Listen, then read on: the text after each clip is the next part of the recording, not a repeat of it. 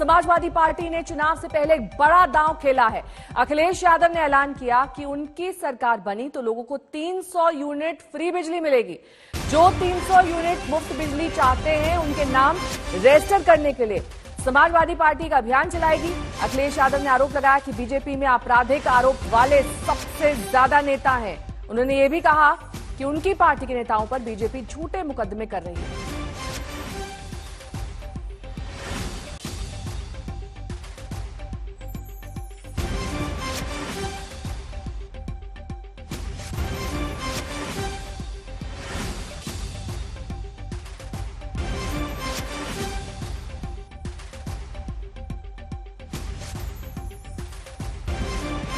Samajwadi party कल से इसका अभियान चलाने जा रही है कि 300 यूनिट जो लोग चाहते हैं उन्हें फ्री मिले, उनके लिए नाम रजिस्टर करने का काम, फॉर्म भरने का काम कल से इस अभियान को समाजवादी पार्टी शुरू कर रही है। इसीलिए मेरी अपील है, जिनके पास वर्तमान में घरेलू बिजली के कनेक्शन हैं, उनके बिजली के बिल में जो नाम लिख करके आता है वही नाम लिखवाएं। जो अभी जानकारी मिली है, सबसे ज्यादा आपराधिक मामलों में कोई विधायक अगर विधानसभा में पहुंचे तो भारतीय जनता पार्टी ने पहुंचाए हैं।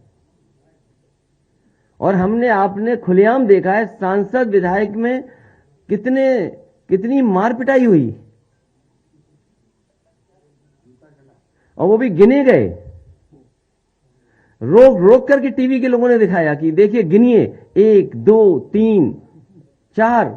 तो इनकी तो पार्टी की मान्यता पहले ही रद्द होने जानी चाहिए। समाजवादी पार्टी के ऊपर कई लोगों पर झूठे मुकदमे हैं, और इतने झूठे मुकदमे हैं जिसकी आप कल्पना नहीं कर सकते।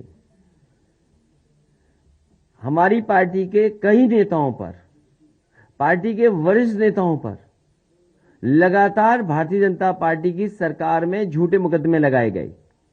मैंने कई बार प्रेस कॉन्फ्रेंस में इसका उदाहरण दिया। समाजवादी पार्टी पे पिछले 5 साल में सबसे ज्यादा झूठे मुकदमे अगर किसी ने लगाए तो भारतीय जनता पार्टी ने लगाए, और उसी कड़ी में नायद हसन भी आते हैं। वहीं बीजेपी ने अखिलेश के आरोपों को गलत ठहराया। संबित पात्रा ने एक प्रेस कॉन्फ्रेंस में कहा कि एसपी ने दंगा भड़काने वाले नेताओं को टिकट दिया है। संबित पात्रा ने साथ ही कहा कि मुस्लिम नेताओं के बहाने कांग्रेस पर भी इस वक्त आरोप बनते हैं।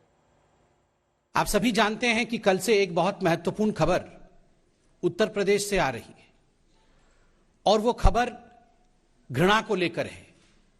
जिस प्रकार से कुछ राजनीतिक दल, चाहे वो कांग्रेस हो और चाहे वो समाजवादी पार्टी हो, आपस में जिस प्रकार से एक कंपटीशन और एक प्रतिस्पर्धा चल रही है कि who will promote more hatred for the Hindus, हिंदुओं के खिलाफ ज्यादा घृणा कौन उगल सकता है, और हिंदुओं के खिलाफ बोलने वालों को कौन सी पार्टी प्रश्रय दे सकती है, इस प्रकार का विषय, इस प्रकार का प्रतिस्पर्धा, कंपटीशन हम उत्तर प्रदेश में समाजवादी पार्टी और कांग्रेस के बीच में देख रहे हैं।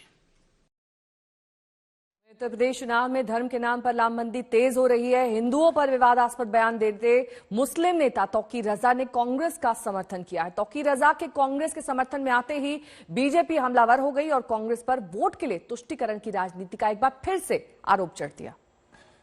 उत्तर प्रदेश को हमें जिम्मेदार हाथों में देना है। पिछली बार हमसे गलती हुई तो कैसे मनहूस हाथों में चला गया। उससे पहले हमने गलती की, जज्बात में बह गए, अखिलेश यादव जैसे गैर जिम्मेदार हाथों में हमने उत्तर प्रदेश को दे दिया। और उत्तर प्रदेश ने कितने दंगे, तकरीबन 176 दंगे पूरे उत्तर प्रदेश में। और मैंने देखा इन लोगों की गैर जिम्मेदारी और लापरवाही। आलम यह था कि जिस वक्त मुजफ्फरनगर जल रहा था वहां बच्चे भूख से मर रहे थे। मैंने खुद अपनी आंखों से जाके देखा था कि हमारे जिनके शौहर कत्ल कर दिए गए उनकी औरतें टेंटों में इद्दत गुजार रही थी। जी। उन टेंटों पे भी इन्होंने बुलडोजर चलवाए थे, आपको याद होगा। उस भयानक वक्त में ये लोग सैफई महोत्सव में डांस कर रहे थे और डांस करवा रहे थे। राहुल गांधी कुछ कहेंगे ऐसे हिंदू विरोधी व्यक्ति के बारे में? क्यों उसके साथ आज कांग्रेस पार्टी खड़े रहने का काम कर रही है? ये इसलिए क्योंकि बार बार कांग्रेस पार्टी का चरित्र रहा है कि हिंदुओं को दो गाली ताकि मिले वोट बैंक की ताली। इसीलिए Hindutva is equal to ISIS Boko Haram, Hindu terror कहना। हिंदुत्व को राहुल गांधी ने भी गाली दी है और अब हिंदुओं के खिलाफ जहर उगलने वाले तौकीर रजा को भी प्लेटफॉर्म और मंच कांग्रेस पार्टी देने का काम कर रही है। और ये वही कांग्रेस पार्टी है जिसने बार बार दंगे करवाए, फूट डाला, हिंदुओं को बांटा, मुसलमानों के वोट बैंक को भड़काया और वोट कमाया। वहीं यूपी चुनाव में धर्म के नाम पर लामबंदी तेजी से आगे बढ़ रही है। हिंदुओं पर विवादास्पद बयान देते मुस्लिम नेता तौकीर रजा ने कांग्रेस का समर्थन किया है। तौकीर रजा के कांग्रेस के समर्थन में आते ही बीजेपी हमलावर हो गई और कांग्रेस पर वोट के लिए तुष्टीकरण की राजनीति का आरोप मढ़ दिया। लगता है उस वक्त से जिस दिन ये कानून अपने हाथ में लेने पर मजबूर हो जाएंगे और जिस दिन इन्होंने कानून अपने हाथ में ले लिया, मुल्क में खाना जंगी होगी, गृह युद्ध होगा और गृह युद्ध में अपने देश में किसी भी हाल में नहीं होने देना चाहता। वहीं दिल्ली में यूपी चुनाव को लेकर बीजेपी की बैठक की गई। बैठक के बाद बीजेपी की सहयोगी निषाद पार्टी के अध्यक्ष संजय निषाद ने कहा कि बीएसपी और कांग्रेस साफ हो गई है और समाजवादी पार्टी हाफ हो गई है। संवाददाता हिमांशु मिश्रा ने संजय निषाद से खास बातचीत की। बातचीत करने के लिए निषाद पार्टी के अध्यक्ष संजय निषाद। निषाद जी, आज दूसरे राउंड की सीट शेयरिंग को लेकर आपकी मुलाकात हुई धर्मेंद्र प्रधान के साथ, क्या रहा और कब तक ये माना जाए कि सीटों की घोषणा हो जाएगी? ये पता चल जाएगा कि निषाद पार्टी कौन कौन सी सीट पर लड़ने जा रही है। नहीं, ये कहना कि सीट को शेयरिंग के लिए बैठक था, ये गलत है। देखिए, जब कोई गठबंधन या सहयोग की भावना से बैठता है तो जीत की बात होती है।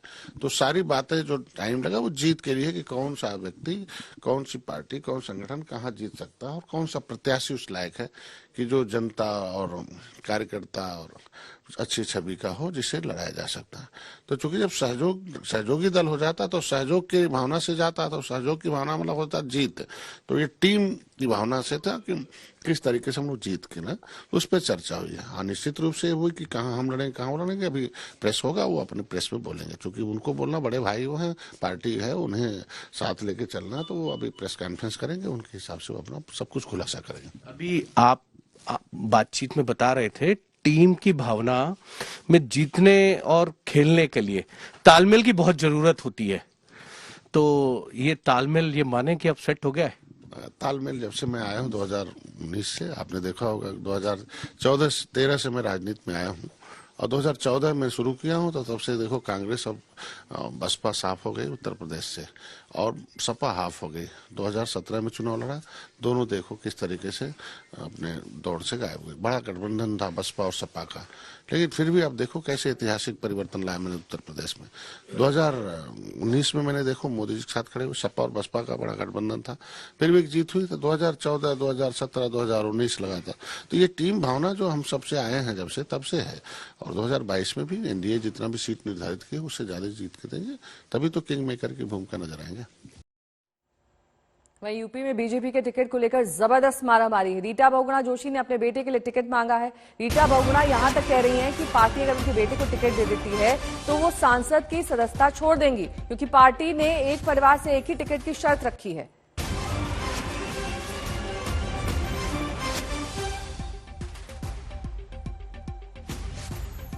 तो बेटे के टिकट पर पेंच है, मांग बेटे के लिए टिकट की जा रही है और यहां तक कि बतौर सांसद वो अपना पद छोड़ देंगी, यहां तक रीटा बहुगुणा जोशी ने कहा है।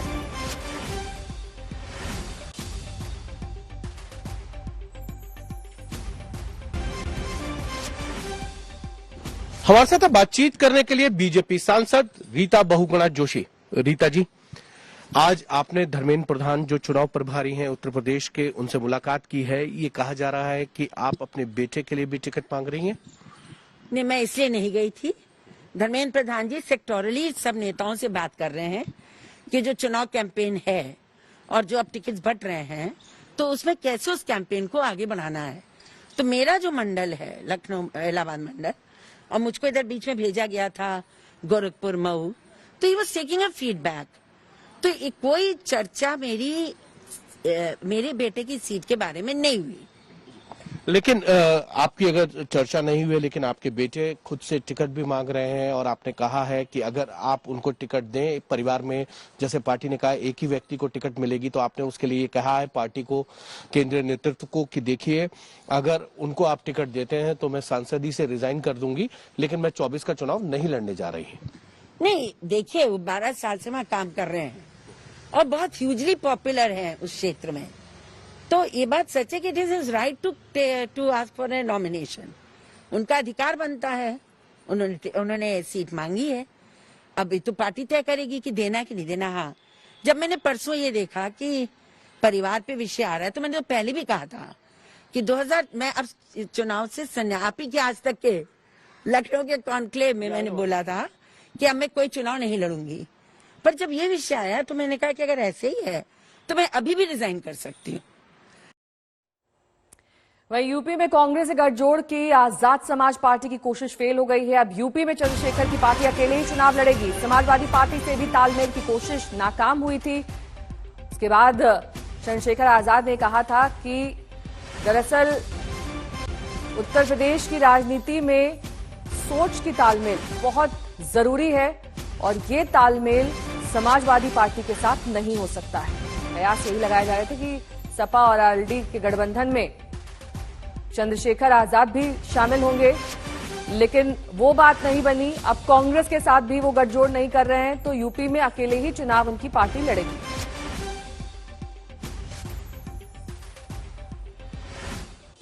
बात अब पंजाब की करेंगे, जहां पर आम आदमी पार्टी ने अपना सीएम उम्मीदवार चुन लिया है। अरविंद केजरीवाल ने ऐलान किया कि भगवंत मान आपके सीएम उम्मीदवार होंगे। आपने सीएम के नाम की लड़ाई शुमारी कराई, इसमें करीब 21 लाख लोगों ने अपना वोट दिया, अपनी पसंद का नाम भेजा।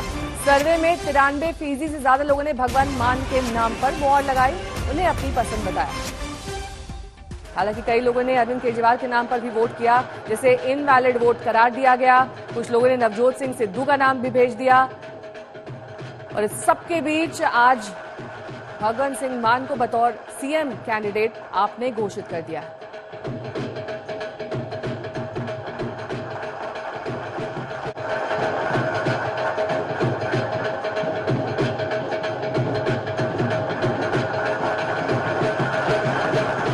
पंजाब के अगले सीएम और आम आदमी पार्टी का सीएम चेहरा औपचारिक रूप से सरदार भगवंत मान को डिक्लेयर करते हुए मुझे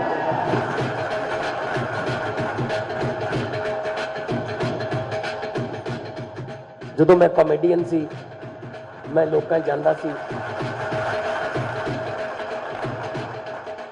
जिंदगी च एड्डा वड्डा बदलाव मैं सोचा नहीं सी, हुण बिल्कुल रिवर्स हो गया।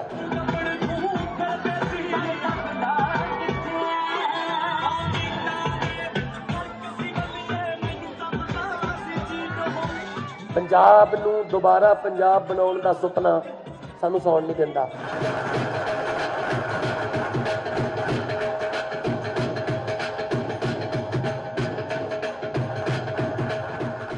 पंजाब में आम आदमी पार्टी का सीएम चेहरा कौन होना चाहिए, इसका हर पंजाबी को, हर पंजाब के व्यक्ति को बड़ी बेसब्री से इंतजार है। कई महीनों से लोग, मैं जहां भी जाता था एक ही प्रश्न पूछते थे, जी दूल्हा कौन है, आम आदमी पार्टी का सीएम चेहरा कौन है। तो मैं सबको यही कहता था, सब्र रखो, सब्र का फल मीठा होता है। आपको हम ऐसा चेहरा देंगे जिस पे हर पंजाबी को गर्व होगा। जो सीएम चेहरा अब ऐलान होगा वो एक तरह से पंजाब का अगला सीएम बनने जा रहा है। तो पंजाब के लोगों ने अपना अगला सीएम किसे चुना है, ये जो 21,59,000 वोट आए, जो लोगों ने अपने रिस्पांस दिए, उसमें कई लोगों ने मेरा नाम डाल दिया। मैंने शुरू में ही कह दिया था भी मैं रेस में नहीं हूं, तो उन वोट्स को हमने इनवैलिड डिक्लेयर कर दिया। जिसने कहा भाई अरविंद केजरीवाल, उसको हमने साइड कर दिया। उन सारे वोट्स को जो बचे उसमें 93.3% लोगों ने सरदार भगवंत मान का नाम लिया।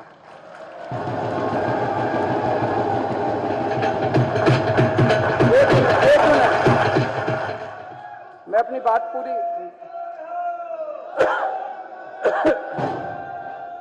2 मिनट, बस 2 मिनट। 93.3% लोगों ने सरदार भगवंत मान का नाम लिया। दूसरे नंबर पे नवजोत सिंह सिद्धू थे, उनको 3.6% वोट मिले। तो आज आम आदमी पार्टी की तरफ से पंजाब के अगले सीएम और आम आदमी पार्टी का सीएम चेहरा औपचारिक रूप से सरदार भगवंत मान को डिक्लेयर करते हुए मुझे